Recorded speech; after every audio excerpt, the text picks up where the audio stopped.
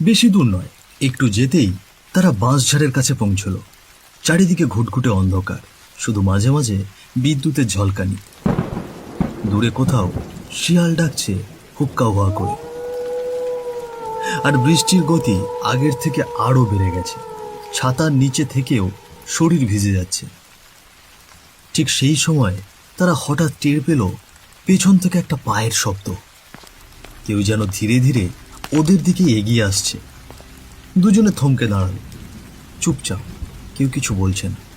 একসাথে ধীরে ধীরে পিছন ফিরে তাকালো। চারিদিকে শুধুই ভিজে কাদামাখা রাস্তা, কোথাও কেউ নেই। রাঘবদা, পেছন থেকে যেন কার পায়ের শব্দ পেলাম মনে হচ্ছে, কিন্তু এখানে তো কেউ নেই। হ্যাঁ রে, এ আমারও তো তেমনই লাগলো। ও হবে হয়তো মনের ভুল। এখন চল চল, রাত হয়েছে। এমনি তো এই গ্রামের পথঘাট তেমন ভালো নয়। তুমি কি এখনো ভূত টুত বিশ্বাস করো নাকি গো? এর আগের বারে যখন আসলাম তখনও তুমি আমাকে বললে রাতে একা না বেরোতে, ভূত গলা মুটকে দেবে। দাদা, এসব কুসংস্কার ছাড়া আর কিছু নয় গো, বুঝলে? এসব ভূত বলে কিছু হয় না। সুনীলের কথায় রাঘব যেন একটু বিরক্ত হয়ে গেল। মুখে কিছু একটা বলবে ভাবছিল। ঠিক তখনই হঠাৎ তাদের মাথার ওপর দিয়ে কি যেন একটা গরম হাওয়ার মতো কিছু ছুঁয়ে গেল। সুনীল কিছুই বুঝতে পারল না, কিন্তু রাঘব থেমে গেল। তার মুখে একটা অদ্ভুত ভাব, কিছু একটা টের পেয়েছে যেন। তখনই সে ধীরে ধীরে বলে উঠল, এই সুনীল, তাড়াতাড়ি পা চালা বলছি। আরে এখন মশকরা করার সময় নেই। আচ্ছা ঠিক আছে, চলো। তবে রাঘবদা, তুমি এত রেগে যাচ্ছ কেন? রাঘব সুনীলের কথার কোনো জবাব দিল না। সুনীলও একটু মুখ ভার করে দ্রুত হাঁটতে শুরু করলো। হাঁটতে হাঁটতে তারা বাড়িতে পৌঁছে গেল। রাঘব সুনীলকে ঘরে নিয়ে গিয়ে বসালো, তারপর বলে উঠল, নে নে, আর তোকে মন ভার করে থাকতে হবে না। আর শোন, এখানে বস, আমি তোর জন্য কিছু খাবারের ব্যবস্থা করছি। পেট বেশ ভরা আছি গো দাদা, আমি কিছু খাবো না। আসার সময় আমি হোটেল থেকে খেয়ে এসেছি। আর তুমি মন ভার করে থাকতে দাও কই? হ্যাঁ, আচ্ছা, এই ব্যাপার। চল নে তাহলে, শুয়েই পড়। এই কথা বলেই রাঘবও নিজের ঘরে গিয়ে শুয়ে পড়ল। রাতটিও আস্তে আস্তে আরো গভীর হতে লাগলো। রাঘব তখন একদম ঘুমের মধ্যে ডুবে গেছে। বাইরে তখন উঠেছে প্রবল ঝড় বৃষ্টি। তীব্র শব্দে বারবার বজ্রপাত হচ্ছে। বাতাস এমন বেগে বইছে যেন তালগাছগুলো পর্যন্ত উপড়ে যাবে। সেই মুহূর্তেই রাঘবের বাড়ির দরজায় একদম হঠাৎ করেই জোরে ঠক ঠক করে শব্দ হলো। শব্দটা এত জোরে ছিল যে রাঘব এক ঝটকায় উঠে বসে পড়ল বিছানায়। আরে, এত রাতে দরজায় এমন শব্দ? এই সময় আবার কে এলো? না না, শব্দ তো থামছেই না। যাই তো, একবার উঠে গিয়ে দেখি কে এমন করছে। রাঘব ধীরে ধীরে দরজার দিকে হাঁটতে লাগলো। গিয়ে দরজাটা খুলে দেখলো সামনে একজন রোগা পাতলা লোক দাঁড়িয়ে আছে। গায়ে পুরনো ধরনের কাপড়, মুখটা যেন চিন্তায় ভরা। লোকটাকে দেখে রাঘব একটু অবাক হয়েই বলে উঠল, কে আপনি? আপনাকে তো ঠিক চিনতে পারলাম না। বাবু, আমি পূজার বাড়ি আসছিলাম, কিন্তু দেখলাম ওদের দরজায় তালা ঝোলানো। হ্যাঁ, বৌদির মা অনেক অসুস্থ, তারা সেখানেই গিয়েছে। আজ আর ফিরবে না, বুঝলেন? আমি যে অনেক দূর থেকে এসেছি বাবু, এই দুর্যোগের মধ্যে ফিরে যাওয়া তো সম্ভব নয়। তুমি যদি কিছু মনে না করো, এই এক রাতের অতিথি মনে করে আমাকে একটু আশ্রয় দেবে? বৌদির আত্মীয় বলে কথা, আর বাইরেও ভালোই বৃষ্টি হচ্ছে। এমন সময় কি লোকটাকে ফিরিয়ে দেওয়া ঠিক হবে? না না, আজ রাতটা বরং তাকে এখানেই আশ্রয় দিয়েই দিই। কি হলো বাপু, কিছু বলছো না কেন? না না, তেমন কিছু না। আপনি আসুন না ভেতরে, আসুন আসুন। রাঘবের কথা শুনে লোকটি তার সাথে পেছনে হাঁটতে লাগলো। রাঘব তাকে একটা ঘরে নিয়ে এলো। আপনি এখানে বসুন, আমি আপনার জন্য গামছা নিয়ে আসছি। হে, বৃষ্টিতে পুরো ভিজে গিয়েছেন তো। লোকটি খাটে বসে পড়ল, আর রাঘব কিছুক্ষণের ভেতরে একটি গামছা এনে তার হাতে দিল আর বলে উঠল, আপনাকে আগে বরং কিছু খেতে দিই, তারপর না হয় শুয়ে পড়বেন। না বাপু, রাত্রি থাকতে দিয়েছো এটি অনেক, আর আমি খেয়ে এসেছি। আচ্ছা, ঠিক আছে ঠিক আছে, তাহলে আপনি শুয়ে পড়ুন। আমি এই পাশের ঘরেই আছি, যদি কিছু দরকার পড়ে আমাকে কিন্তু অবশ্যই ডাক দেবেন। রাঘব ধীরে ধীরে চলে গেল নিজের ঘরে। সারাদিনের ক্লান্তিতে তখন সবাই গভীর ঘুমে। রাত যেন আরো ভারী হয়ে উঠেছে। ঘড়ির কাঁটায় ঠিক তখন রাত 3:30। হঠাৎ রাঘবের কানে আসে এক অদ্ভুত ভয়ঙ্কর কণ্ঠের গান। তার গা শিউড়ে ওঠে। কে জাগিস রে নিশি রাতে, ডাকে তোকে শ্মশান পাতে, হাসির মাঝে কাঁধে ছায়া, মাথার পাশে বাজে কাঁসা, মাটির নিচে হাত যে টানে, কার লাশ লুকানো, কার কানে কানে, রক্ত খোঁজি ছায়া চাই, চুপচাপ বসে তোর ঘুম খায়।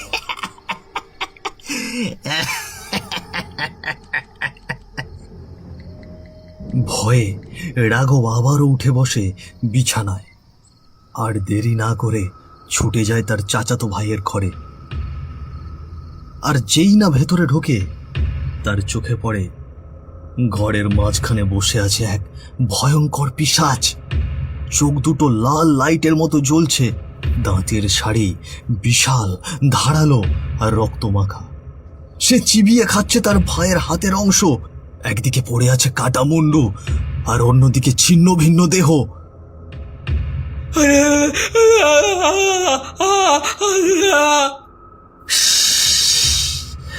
চুপ, একদম চুপ। আজ দীর্ঘ 3 বছর পর শেষ করলাম আমি আমার প্রতিশোধ।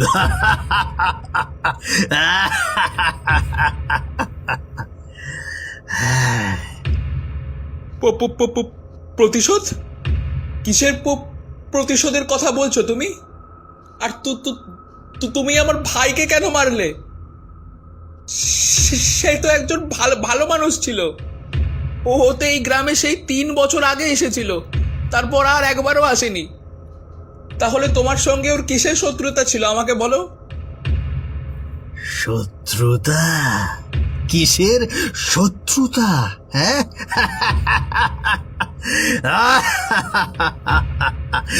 শুনতে চাস? তবে শোন। তোর ভাই আমার গীতাকে আমার কাছ থেকে ছিনিয়ে নিয়েছে 3 বছর আগে, যখন সেই গ্রামে এসেছিল। আমি তখন পাশের গ্রামে থাকতাম। আমার নাম ছিল দেবু, আর সে গ্রামেই থাকতো আমার প্রেয়সী গীতা। একদিন রাতে আকাশে ঝমঝমিয়ে পড়ছে বৃষ্টি। পুকুর পাড় ভিজে একাকার, চারপাশ ধোঁয়াটে। সেই ভেজা সন্ধ্যায় একটা পুরনো গাছের নিচে দাঁড়িয়ে আছে গীতা আর সুনীল। ভিজে কাপড় গায়ে লেগে আছে। তাদের থেকে একটু দূরে আর একটা গাছের আড়ালে ভিজতে ভিজতেই দাঁড়িয়ে আছে দেবু। চোখের জল মিশে যাচ্ছে বৃষ্টির জলে। সে নিশ্চুপ, নীরবে সব শুনছে, সব দেখছে।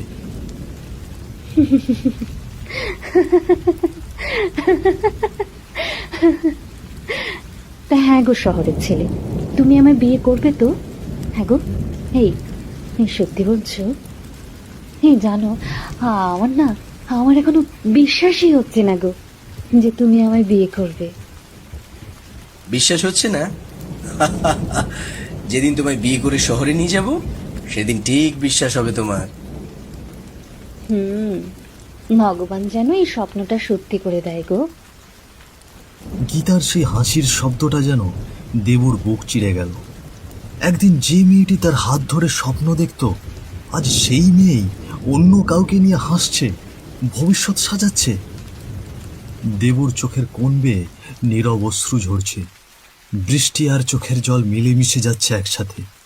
কান্না নয়, যেন নিঃশব্দ একটা ভাঙন ভেতর থেকে। আমি তোর গীতাকে ভালোবাসতাম, কিন্তু যদি সে অন্য কারোর সাথে ভালো থাকে তবে আমার বাধা দিয়ে লাভ কি? ওরা ভালো থাকুক, ভালো থাকুক ওরা।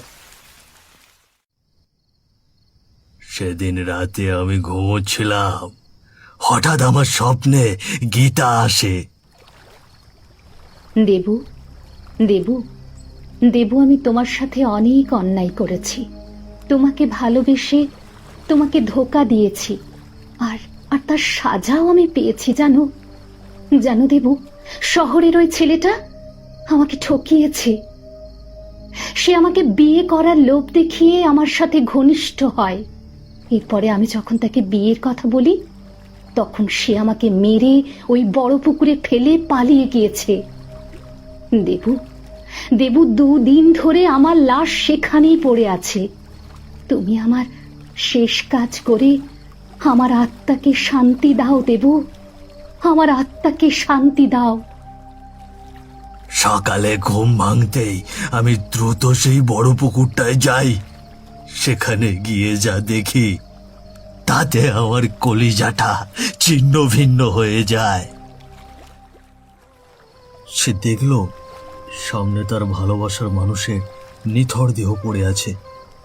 গলায় আঘাতের দাগ, তার শরীরে ক্ষতর দাগ স্পষ্ট বোঝা যাচ্ছে। এক মুহূর্ত দেরি না করে সে গীতার মৃতদেহের পাশে গিয়ে বসল। না না না, এটা হতে পারে না। ওই শহরের ছেলেটা এভাবে আমার গীতার সঙ্গে ছলনা করেছে, ভালোবাসার নামে প্রতারণা করে তার সঙ্গে নিষ্ঠুর আচরণ করে তাকে শেষ করে দিয়েছে। তার সাথে নিষ্ঠুর আচরণ করে শেষে তাকে মেরে এখানে ফেলে রেখে গেছে। আমি কিছুই করিনি, শুধু চেয়েছিলাম ও সুখী হোক, সুখী হোক। আর আজ আজ আমার চোখের সামনে গীতা পড়ে আছে নিথর, নিঃশব্দ।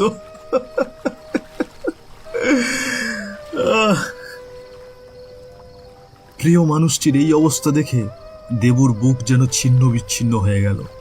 তার চোখ থেকে ঝরে পড়তে লাগলো অনবরত অশ্রুধারা।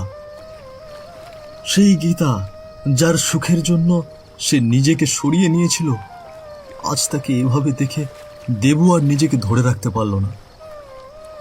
এই কষ্ট আমি সইতে পারবো না। ভগবান, আমি আর বাঁচতে চাই না।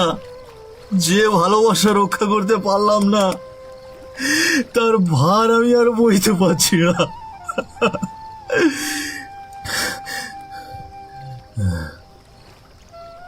এই কথা বলেই দেবু ছুটে গিয়ে পুকুরে ঝাঁপ দিল।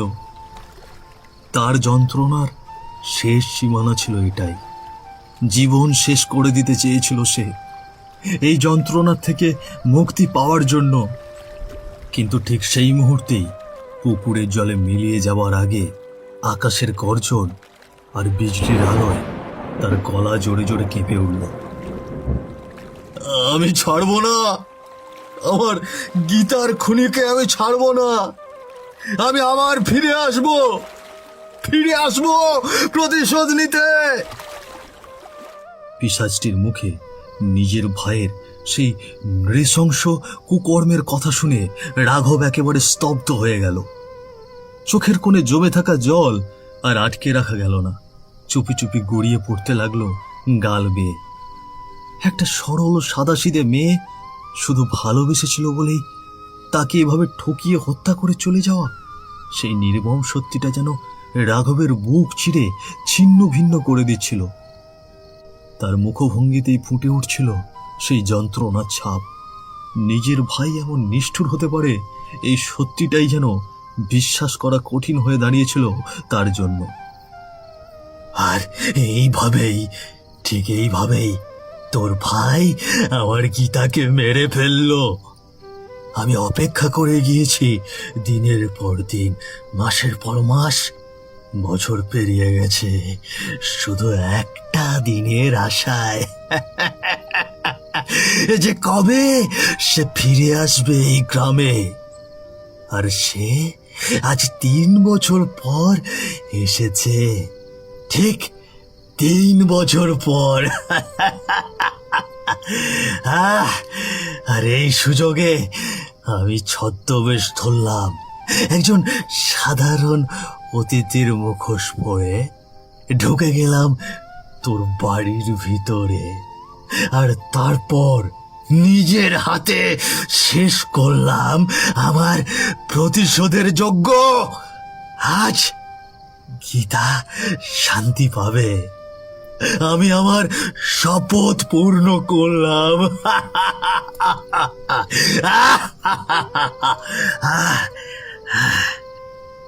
সুনীল, তুই আজ তোর পাপের ফল পেলি ভাই, কিন্তু কেন এমন কাজ করলি বলতো? ভালোবাসার ছলনা করে একটা নিষ্পাপ প্রাণকে মেরে ফেললি ভাই।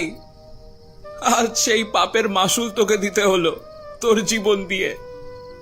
সুনীল, তুই আমার ভাই, কিন্তু আজ আমি তোকে কিছুতেই ক্ষমা করতে পারছি না,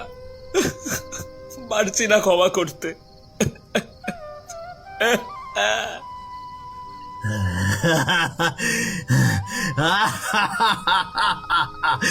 শেষ করে দিয়েছি, শেষ।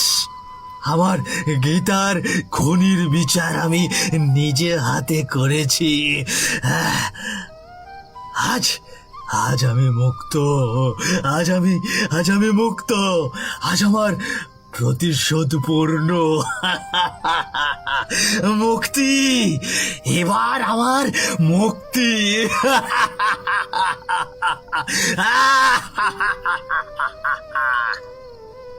এই কথাগুলো বলেই দেবুর পিশাচ ধীরে ধীরে ধোঁয়ার মতো মিলিয়ে গেল অন্ধকারে।